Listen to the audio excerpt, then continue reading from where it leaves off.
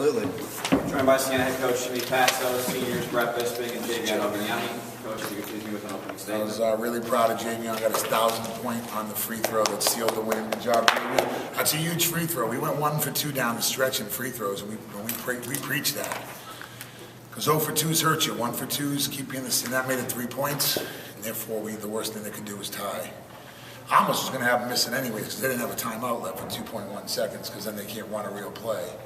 Obviously, you want to be up 4. Had he missed the first shot, I was going to have him miss the second.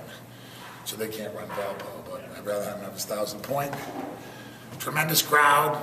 And Brett Bisping, his effort, and he's had an effort above and beyond anybody I've coached at the mid-major level. I've coached a couple of guys at the ACC level that matched his effort. But yet he continually surprises me. That was just an unbelievable hustle play at the end. Came over and hugged me and said, I'm going to make my 1 free throw. By the way, Thomas's 2, there was a 3, there was a 2. It was kind of a lucky shot. We played good D. And we gutted it out because the fans were great. I know that there's 3,500. Obviously, there wasn't that many in there due to the snow, but that means 3,500 tickets were bought, and I think people would have walked up if it wasn't snowy. And I just want to thank the Glens Falls people. I like it here. I think it's cool here, but the real reason we won is because of Marissa Jackson, Time Warner. We don't lose when we're on TV, so that's how that goes. I'll take my questions. Yeah, Brett, how did you manage to win this close game after some of these other ones have gotten away from you and, past games? I think we weren't going to let it happen. Feels good to get a win. Not a road win, but it was Against a really good team. Against a really good team. I mean, they beat Vandy. They beat Fairfield, Manhattan. So we knew it was going to be tough. It was tough last year, overtime last year, and I think we came out ready. What was the process in getting Nico back? Because I know you said you weren't so sure 2 days ago. And how do you think he did? It's a big shot. He played very well. He made a couple of big passes too. Right at the end of the half, he made a pass. When did he hit you? He hit you in the lane, right? Yeah. I threw it to you a couple times, right? But he made one where he hit Brett in the lane. You know? He went 2 side or something.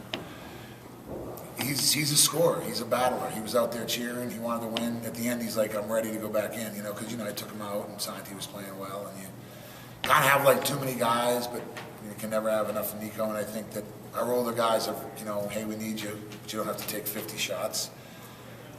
He took 9. But that was a huge bucket he got to tie the game. That was as big a bucket as there was, and he was driving to the basket.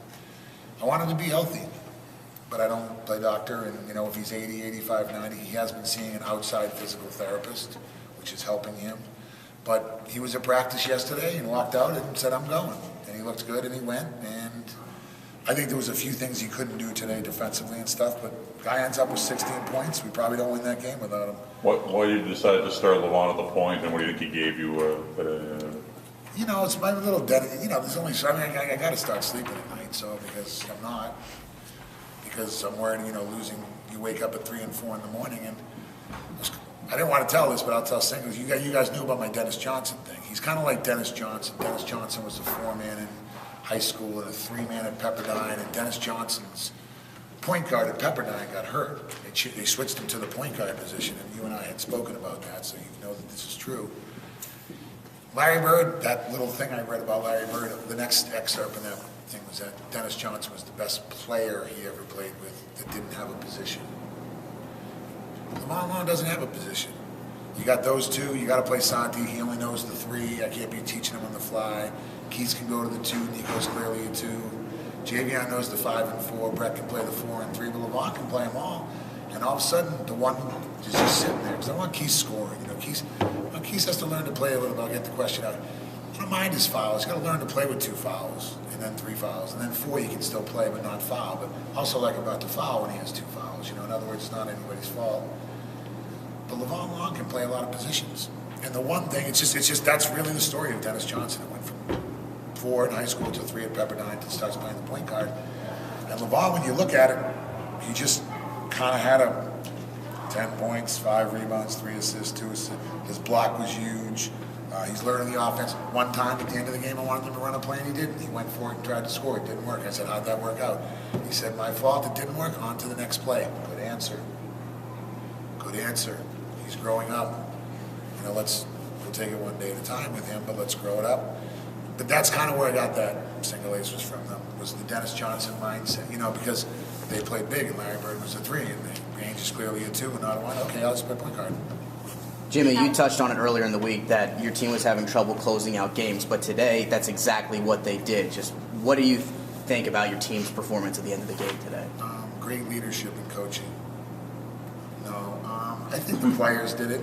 I think it's nothing about Levon at the point guard. He's not really rattled, Keith's emotional player.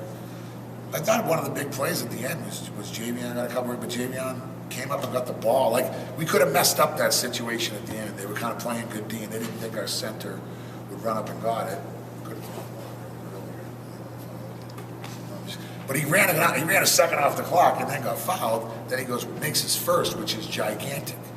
But I mean, we might have panicked and got a 5-second call. We might have not done something right. Here comes, because Brett, you want to get Brett the ball. Point guard the ball, then Brett the ball, then Nico. Well, they're going to deny all those guys. And then here comes Javion all the way looping over to get the ball. Really big play. Makes his free throw. I think those guys they're learning leadership means just do it yourself. But I thought that was really good. And, we were in panic with 4 minutes to go. They said we were going to win, right, Brett? We said we worked too hard. We're going to win. Question for Javion. Javion, just your thoughts on scoring your 1,000th point, and also 5 guys in double figures for your team. Just talk about that tonight. To be honest, with my 1,000 points, I didn't know how close I was. I mean, I had a feeling it was going to come at some point this year. And the fact to get it at home in front of the fans was important in front of my family and stuff like that. But I'm just glad we won.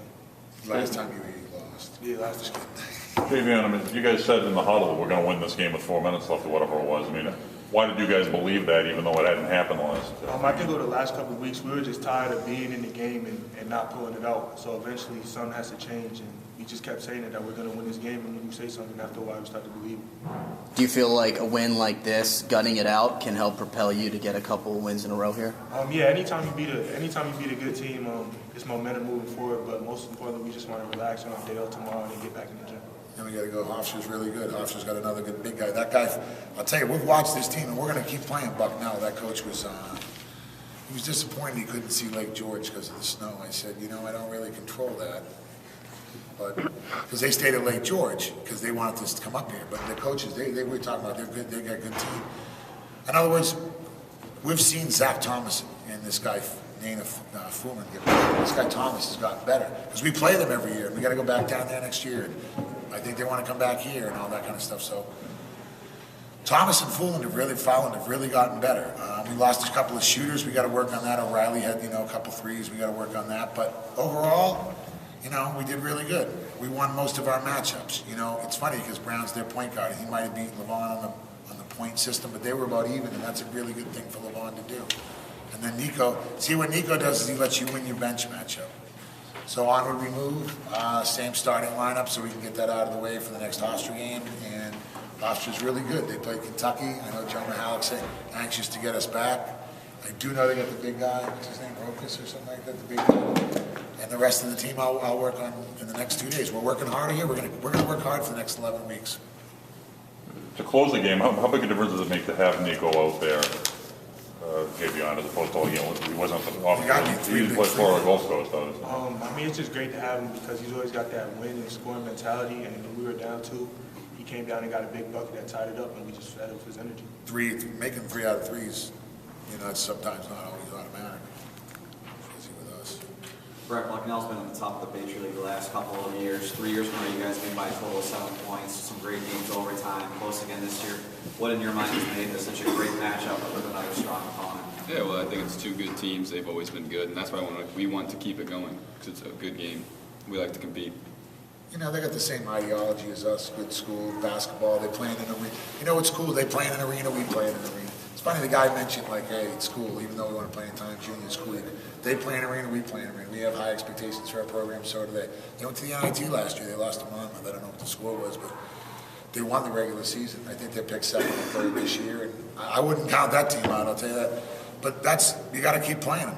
I'm glad we won by a total of 7 points because I think there's some teams I might have lost by a total of 7 points a few games. Jimmy, why did you leave Marquise out there with the 3 fouls in the first half, even though you guys were ahead of the time? 2 fouls. Pardon me, 2 fouls and he picked up the 3rd. I'm sorry. Well, actually, I took him out with 2. Right. Then I put him back in because he plays a lot of minutes and he's Marquise Wright. I'm loyal. We took him out. We're doing better. We took him out with 2. I tried to get him out when he got his third, and they left him in for another minute. We did two, and you know, Khalil Richards, I want to play Khalil.